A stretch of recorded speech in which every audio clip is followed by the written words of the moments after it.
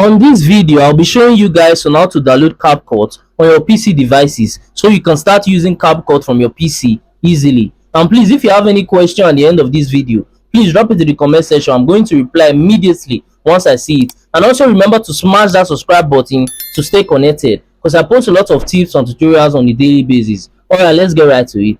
Alright, all you have to do is just open any browser on your PC.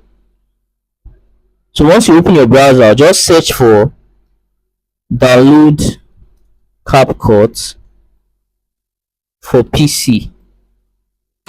So once you search for that, you are going to see the official Capcut website at the top. So simply click on it. Once you click on it, it's going to bring you to the official Capcut website where you can download Capcut for your PC. So as you can see, you are going to be seeing two download buttons. You'll be seeing one at the top here and also one over here. So you can click on any one to download the Capcut app on your PC. So right now it's actually downloading, and you can see it's done downloading the installer for my PC. So once it's done downloading this installer, all you have to do is just install it on your PC. Mine, I've already installed it on my PC, so there's no need doing it all over again. So let me just show you guys what to do next once done installing it. So once done installing it, it's going to be in your desktop. So just double tap on it to open the app.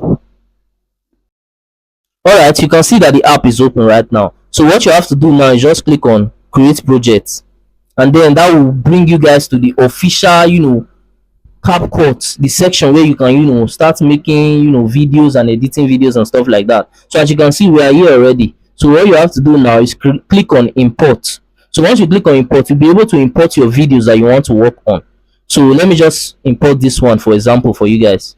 So as you can see, I've imported this video, and then you can then drag the video over here to start working on it. So that's just how the whole thing works. And then once you are done working on your video, all you have to do is click on export. So let me show you guys. So once you click on export, you'll be able to export your video. So that's just it.